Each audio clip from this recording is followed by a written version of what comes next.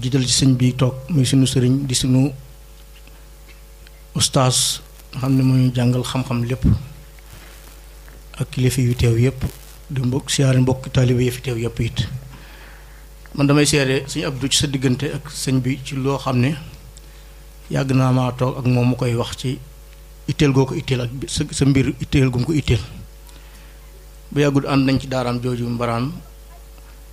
muy wax ci sa pëstéef ak sa taxawaay te it lii muy def jàngale la ko jàppale comme majaalis yam daan def Xelkom moom la jàppee lii muy def ci waxtaan yi ngir jàngale bu yàggut ànd moom fi ñu ànd ci benn école bi ñu ko tuddee naaju tàng lool ngelaw li bëri boo demee foofu ñu néew ay gone yi nga fay fekk nga xam ne ak gone yi fekk ñoo fa nekk waaye liggéey suñ boobu nga si bi santoon moom la jàpp ne ba tey ci la war a nekk moo tax waxtu bii ak bis bi ñor ko loolu dama am genn xasit bu ma ko mosoon def xasit bi arab tàmbalee ci amin sikri layla isnaat anta sairu amanta li max na maa wala xel ko ma shairu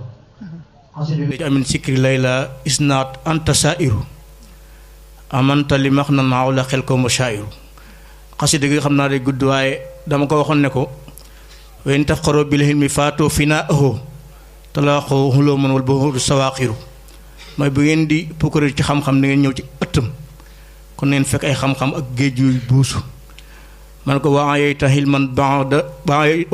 man mayitan ba'da darsihi bi daari lan lii mi na saalika shaahiru xam nga fii bokk seete daanaka maanaam daaree Xelkom yépp la ko fa gis waaye rawatina Daaru Alimul Xabiir kon li nit la ko may la tax mu am ko li ko sëñ bi waxee na ko gën a taxaw gën koo taxawal xam nga sama ñaari ustaas ñoo fi nekk muy sëñ bii doon wax ak sëñ Cheikh Diouf Mbali waaye sëñ bi day wax ne fal maahirul labibu man yansuru fii amrin wa nax yin saaka xayrul xirafi nee na boroom xel day ki muus te yeewu mooy ki nga xam day xool lu baax di ko def mooy xool ndigal di ko def di xool tere di ko bàyyi kon li sëñ mat a digli lépp ak mat a soññe sëñ soññe na ko kon nag ñun jëfe moo ñu war yàlla nañu yàlla may ñu jëfe ko te it ndax bis yi yombut waaye daje it gën naa jafe ca jamono ji bis bii feet yi bu yéen a ko gën a xam bu ngeen demee Ndakaaru feet yaa ngi fi di fees dell waaye feet gu mel nii defe naa amut ci bis bii ci jamono ji ñu koy defee kon li ñu nekkoon ñu gën koo fonk gën koo suuxat ndax kat ku mel ni sëriñ si ne suñ kanam bu leen xoolee ak lañ daj sëñ bii nga xam ne ñoo nekk ndoom dara lim nga xam ne dund gi doon dund ak lañ nekkoon lépp ñoo ko àndoon